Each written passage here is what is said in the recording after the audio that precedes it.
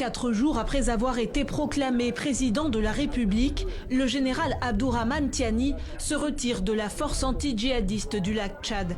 Niamey déclare vouloir renforcer la sécurité de ses sites pétroliers situés dans le nord du pays et annonce poursuivre la lutte anti-djihadiste sous le nom d'opération Nalewa Dole, honneur obligatoire en français. Un coup dur pour la FMM, dont le Niger est l'un des principaux piliers.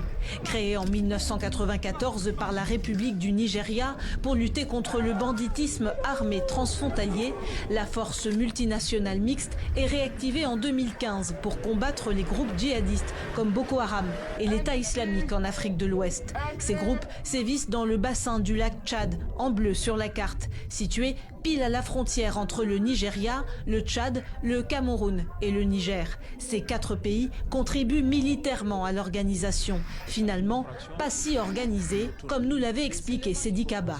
L'absence de coordination opérationnelle est une faiblesse de cette force-là. Il n'y a pas une continuité dans l'action de cette force parce que les éléments qui composent cette force ne sont pas uniquement dédiés à la lutte contre Boko Haram. Elles accomplissent aussi, ces forces-là accomplissent des tâches quotidiennes sur le territoire national. Un manque de coordination dénoncé fin 2024 par le Tchad, qui avait menacé de se retirer de la FMM après la perte d'une quarantaine de ses soldats au cours d'une attaque.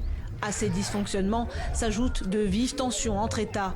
Depuis l'arrivée au pouvoir des putschistes au Niger en 2023, le pays accuse le Nigeria d'abriter des troupes étrangères pour le déstabiliser. Une accusation niée par le Nigeria, mais qui avait conduit à une interruption d'1 an de leur coopération militaire.